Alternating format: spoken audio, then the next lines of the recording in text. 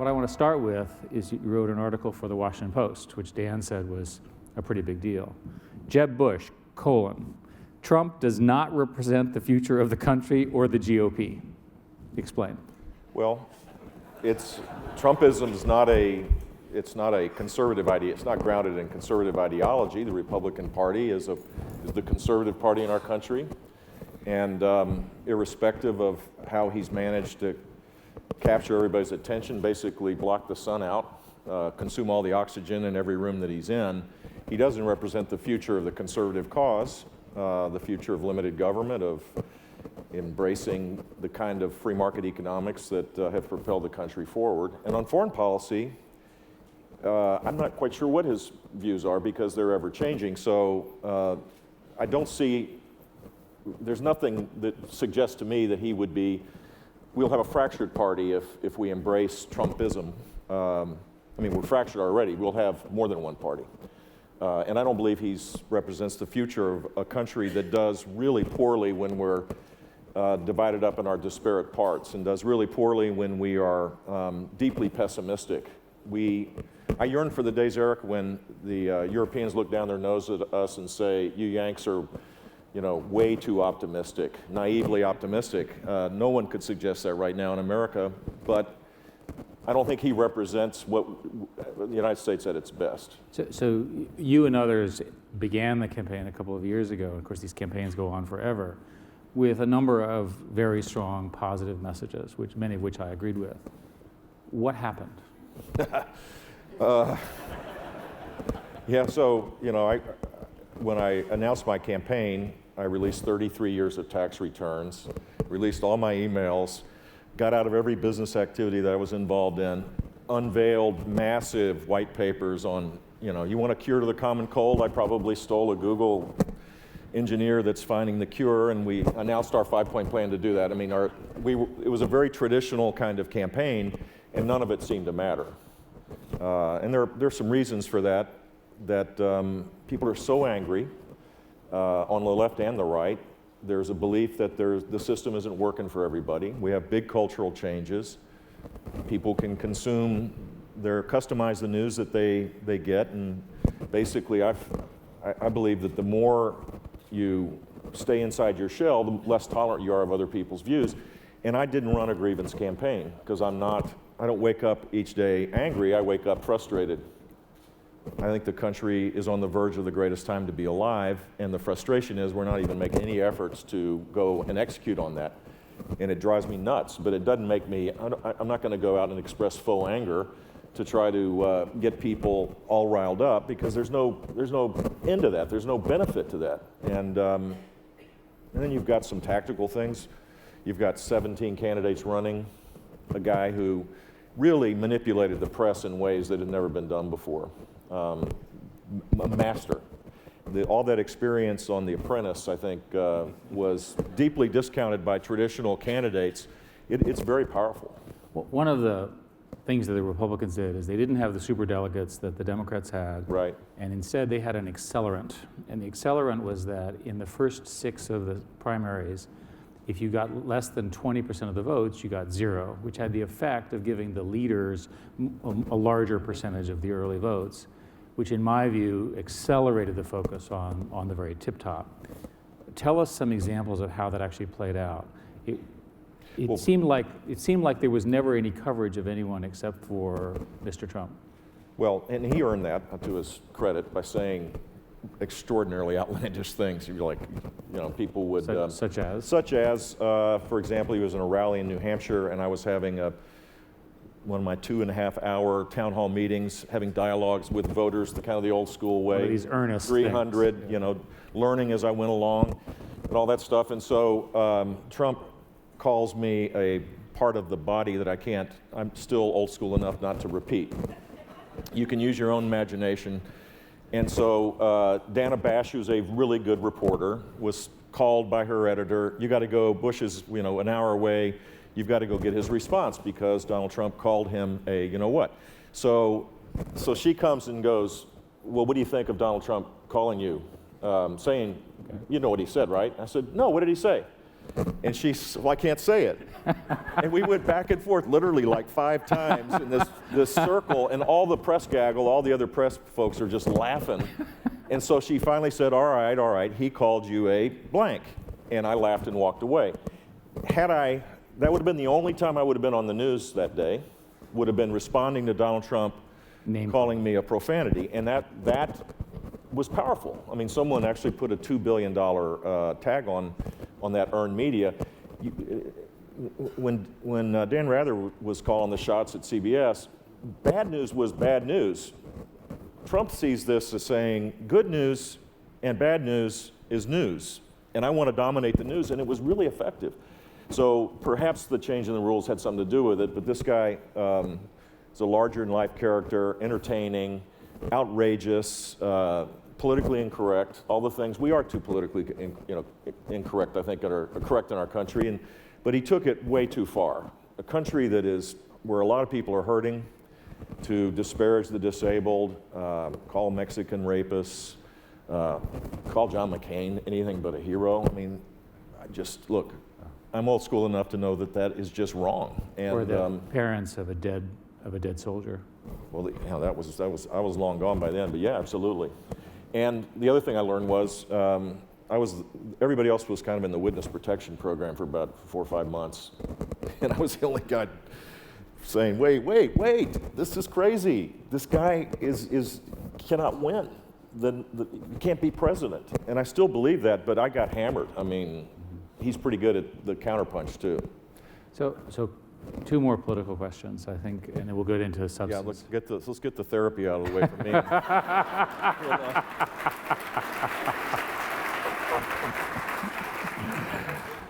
You're a resident of Florida and obviously a strong Floridian.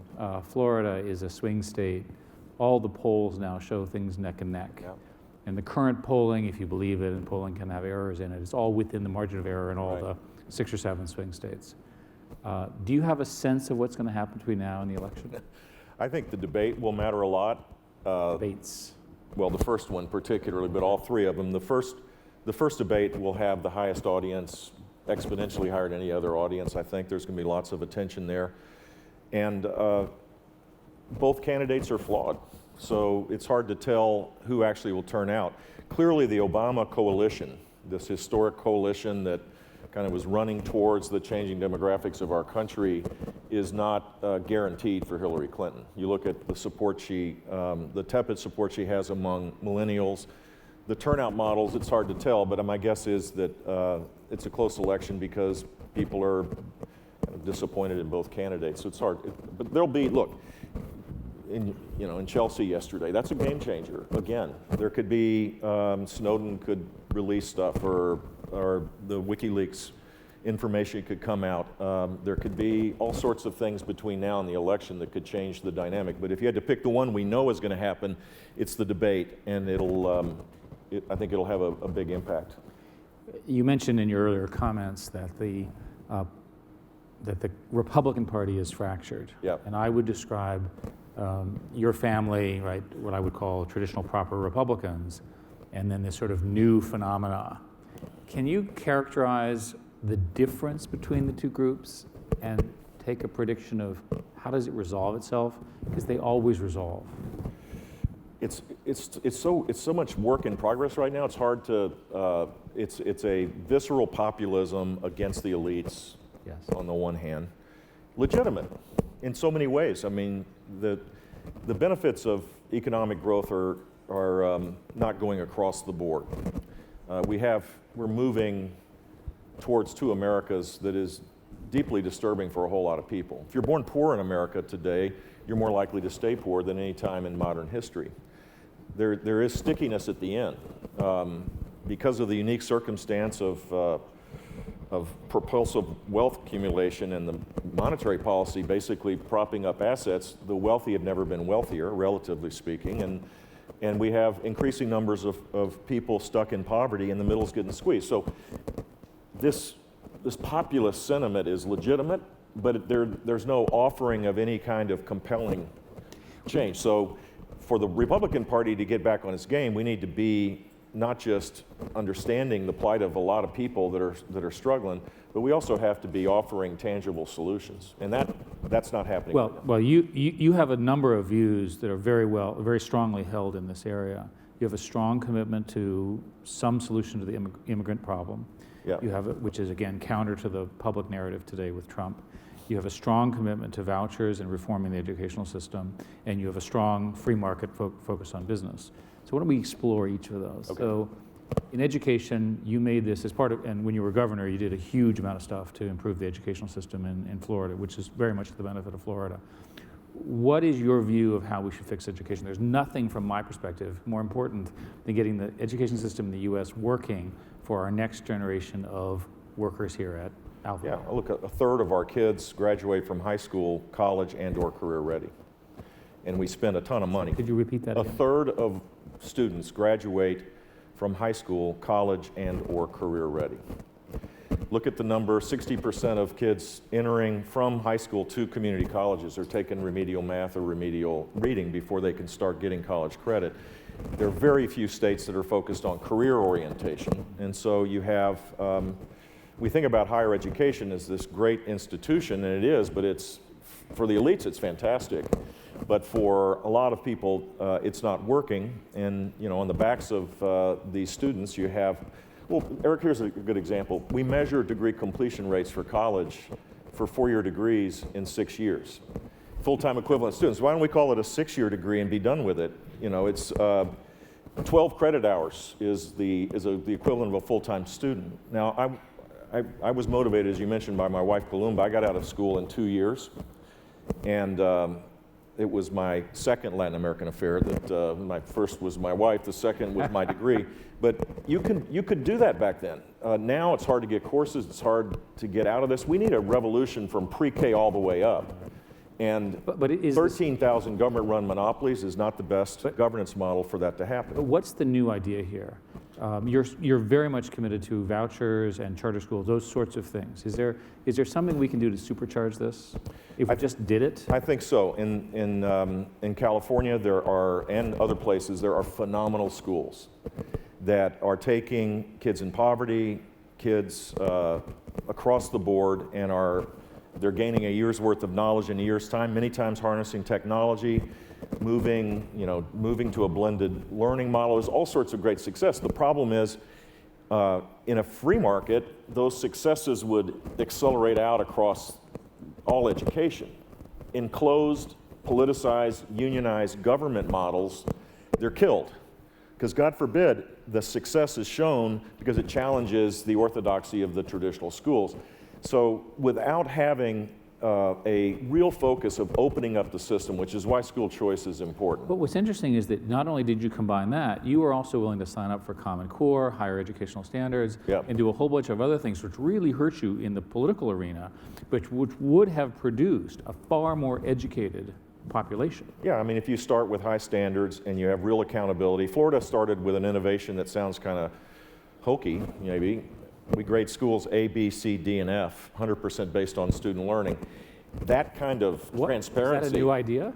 Well, it was in 1998, 99. My God. And now 15 states do it.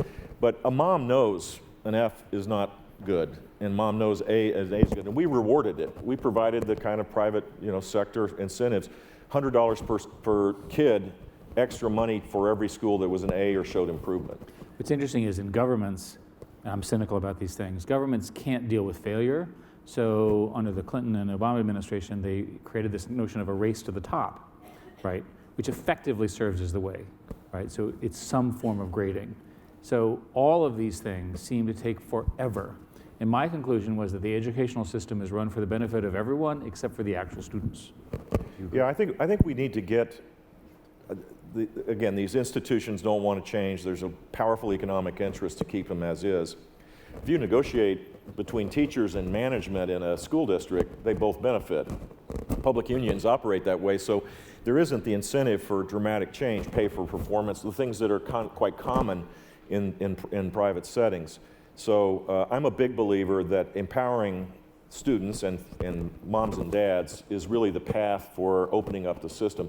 And then I'm totally convinced that you'll see dramatic change, because there's great examples of high quality schools all across this country. On immigration, you also took what was, again, a very controversial position. Give us your position. How would you solve this, the 10+ million illegal people in the country today? What would you do? I don't know if this was controversial. Last time I saw the idea I'll lay out is about a 70%, 70 to 80% approval amongst real people. But not the leadership. So you allow people to come out from the shadows, pay a minimal fine, work, don't receive federal government assistance, learn English, don't commit a crime, and over an extended period of time you earn legal status. The other option would be earn citizenship, which was what the Senate bill had, or self-deportation or rounding people up. The last two options I bring up would cost, just disrupt communities, separate families, cost hundreds of billions of dollars. It's not realistic. And the Republican candidate, for at least one brief period, actually had my view a couple of weeks ago. I'm not sure where he is now, but that's probably where this lands if we're serious about it. The other element of this that's important, I think, is that we need to control and use legal immigration as a tool for high sustained economic growth. And right now, we're not getting the kind of productivity gains we could if we narrow the number of people that come by family to spouse and minor children. Today, we have spouse, minor children, adult siblings, and adult parents. We're the only country in the world that has this. It's called chain migration. It's been in existence since the 60s. If we narrowed it to what other countries have and then pick and choose who we want to have come in, we would create much higher growth for everybody. It wouldn't be right now the immigration debate is viewed as a, I win, you lose, but it historically has been the opposite, right? It's been, we all win when we have a strategic approach to immigration. I think we all benefit when we have more consumers, right, because it's economic growth. Final question, then we'll go to some questions from the audience. As part of your political campaign, you had a view of 4% growth for America. Yeah. And today we're running along at somewhere between 1.5%, 2%, and that seems to have been stable for a while and likely to continue for a bit. How do we get to a higher growth rate in your view? So the new normal is 1.5% to 2%. It's been running about 1.5%. I think that dooms us. How do you grow the economy at 4%? Move regulation into the 21st century. We're applying, whether it's healthcare, the regulatory environment for the environment, for work conditions, we're applying mid-20th century rules on top of a really different economy. Simplify the tax code. These big, tax rulings by Europe should just be a siren call for us to simplify the code. Eliminate the deductions and the credits and the left-handed Albanian, carve out and the right-handed Croat. Just simplify the code, lower rates, eliminate worldwide taxation, have full expensing of capital investment in this country, and you would see an explosion of productivity and investment in this country. And similarly for personal rates, for a lot of businesses like my son and mine, we're an LLC, so simplify the code for individuals as well. You generate more revenue for government, but more importantly, you would generate economic activity. Embrace the energy revolution. Don't try to pick winners and losers, but let the market work far faster. The biggest decline in carbon emissions in the world, nominally at least, is the United States. And it's not because of the well-intended efforts inside the Department of Energy. It's the conversion from coal to gas because of one of the greatest innovations of all time. Combination of 5 or 6 applying technology in 5 or 6 different innovations at once, creating an explosion of natural gas that's not going to end. We're going to have low-cost energy that should allow us to be competitive with the rest of the world for a long, long while. And then immigration reform is part of this, because, Eric, my plan is 10 years from now, you're going to be 10 years older, and so am I. That's the Bush plan. And if the demographic pyramid starts looking like this, no amount of productivity gains through innovation is going to create, the kind of growth that we need. Yes, I agree. Let's do a couple quick questions, and I'll need your questions to be quick because we have a number of questions. Yes, sir. Sure. Jamie Metzel, thanks, Governor. You mentioned that you're not a fan of either candidate, and yet a presidential candidate, and one of them, however, will be the next president of the United States. So why not endorse whoever you think will be the least bad? You just answered my question, brother. There's a I know the binary choice argument, I get it every day with people really upset at me for not endorsing the party's nominee. And I respect that, and I see why people would think that way, but there's a threshold question first and foremost in my mind. And that is, this person, whoever he or she may be, will be sitting in the Oval Office, the most powerful job still in the world. And you want someone who has a heart for the people of this country, someone who has judgment, toughness, compassion, all the attributes that you have, and I don't believe either of the candidates passed that threshold question first. I wish I had a different answer. Do you think that they're equally bad? They're bad in different ways. Okay, let's move to the next question. Yes, sir. Greg, my name is Greg Henderson from ArcSpax. Governor, I'm going to ask you a tough question. Yeah. In light of Dan Rather's amazing identification of the concept of, I'm going to hashtag it, post-truth politics, how do you personally reconcile the GOP's rejection of science and climate change and what most of the audience here takes as being self-evident?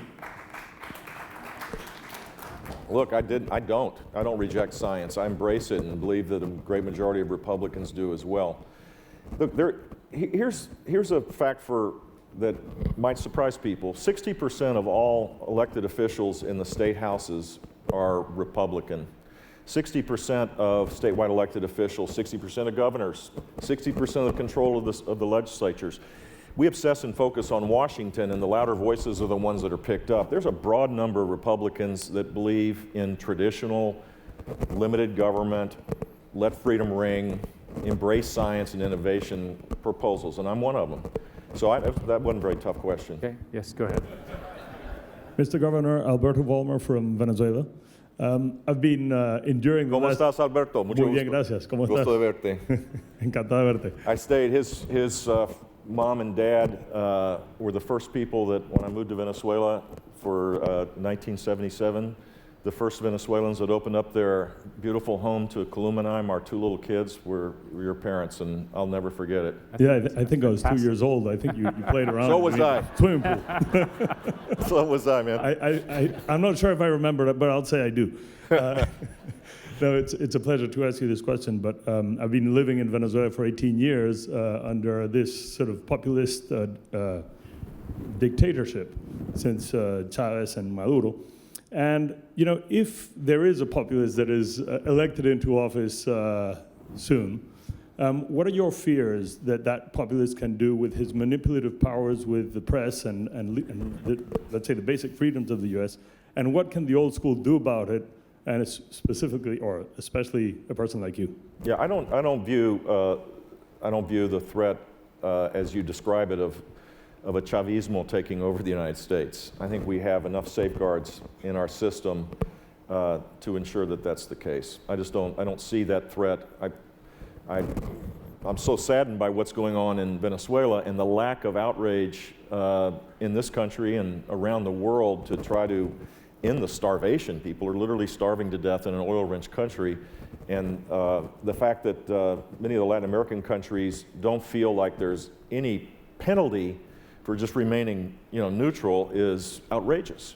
But I don't see that, maybe I'm wrong, but I don't see that as a threat in the United States. And what fears? Fears? Missed opportunities to renew our country. The aspiration I think we should have as a nation is that we should be the first so-called developed country, which means flatline economic growth and kind of the end is near, over a long period of time, just kind of slow, steady decline. To be the first country that renews itself and becomes emerging, where the term BRIC, which no longer has the same resonance as it might have had a decade ago, has to include the United States. That missed opportunity is what is my fear, is that our political system has always been one that adjusts and we move forward. Now it's holding us back. Thank you very much, Governor. Yes, sir. All right. Nickel DiMasi, Glue Mobile. We've talked a bit this morning about the fact that we're in this post-truth period, and I think it's fair to say it's the first election where that's the case across the board. What do you think the triggers are and the time frame to move back to a, let's say, classic definition of truth, as opposed to people saying, crime is down, but people don't feel that crime is down, and that being the basis of the discourse? Well, Crime is down, though, for the record. Of course. I don't know. Look, the folks in the technology business probably are more aware of this than I am. I didn't really use Twitter as an example. I wasn't a big tweeter until I started running. I've had 200,000 more people follow me on Twitter since I left the campaign. And the ones that respond to me whenever I tweet out something, do it because they can do it under the cloak of anonymity. They say the most outrageous crap I've ever heard in my life. Well, I think one of your view is in fact Twitter and that medium has actually changed politics. Yeah, because you can customize how you acquire news, which is a innovation that I'm sure Google probably invented. But the fact is, you never get your views invalidated, right? You can customize them, and you can have two people, smart in many ways, that have a completely different set of facts, and they're less tolerant of the other person's views because there isn't a set of common facts. So the restoration of, call it truth or whatever, has to be to get back to a set of common facts to begin with. I mean, I have incredible examples of just eye-opening experiences on the campaign trail where people came very passionately upset about a particular view that I might have had that was based on a set of facts that were just not grounded in reality. It's like playing three-dimensional chess. First you have to explain what the facts are, then you have to have an opinion, then you have to persuade. It's much more difficult. It's not a surprise that we're as divided. And technology has something to do with it. The other thing I'd say is most people view politics as some kind of foreign organism. It's got its own ecosystem, and it's foreign, it's weird. Sometimes it's laughable, we laugh at it. But it's not us, because that would be a good defense mechanism, right? I mean, why would you want to be associated with all the crap that goes on in politics? Well, unfortunately, politics is a definition of culture, and we're culture. Our interactions amongst ourselves define the culture, and our culture is dramatically different. It is more coarse, it is more vulgar. In general, it is more anti-intellectual. Completing a thought is viewed as a sign of weakness in our culture today. Watch TV. I mean, reality TV is the great innovation of mass communication. So I actually think that this is perhaps the biggest challenge we face is can we reinvigorate our culture again? And there are examples of the 60s would be an example of a big cultural change that changed politics. The Great Awakening in the 19th century was a great example. The abolition movement, the prohibition movement, just strengthening family life again, all that happened because of the revival of the country in the 1820s and 30s. So I'm yearning for a cultural change that kind of unites us again. Governor, we tell people to watch YouTube. YouTube? YouTube, Good. not television. Good point. We have Yet another customized form of media communication. we've run out of time. Consumer of that, by the way. I know you are. We've run out of time. We only have one more question, so I'm sorry for the others. Yes, sir, go ahead. Good morning, Chuck Linden from Crayola. I want to come back to education. Crayola? Yes. Cool. That's a really cool. What do you do there? I run our education division, our digital strategy. Coming back to the question of education, if you start from a positive view that all parents want their children to succeed, all teachers want their students to do well, and all administrators want to come into work and do a good job, how do you depoliticize the environment to have the kind of conversations that we know are necessary? I think you're right about all three of those things, which is why I think school choice is a really powerful catalyst. If you assume that poor kids, their families care and love their children with their heart and soul as much as kids living in affluence or intact families, single moms care about their kid as much as an intact family does. Whatever the definitions are, if you assume that that's the case, and I do, then empowering them to make decisions will yield a far better result. But the system we've designed is 13,100 government-run, highly politicized, and I'm part of the fight. I'm not denying that I'm special here. I'm fighting the political fight. Government-run monopolies, that's not the governance model that the Martian branch of McKinsey would assign the task of you paying them $2 million to come up with a suggestion on what the best governor, isn't that right? The furthest away the consultant is, the more they get to charge. They will say, studying this is not for a dynamic country like America, we should turn it upside down, and parents ought to be much more engaged, and teachers ought to be much more engaged than the bureaucracies around them. Governor, you have acquitted yourself as a great citizen of America. You have spent 20 years working for us in one political role or another. You're now off running a set of businesses. I hope you will stay in politics, and I hope that you will continue with these incredibly important messages, and I really thank you for coming. Thank you, Eric. Thank you all.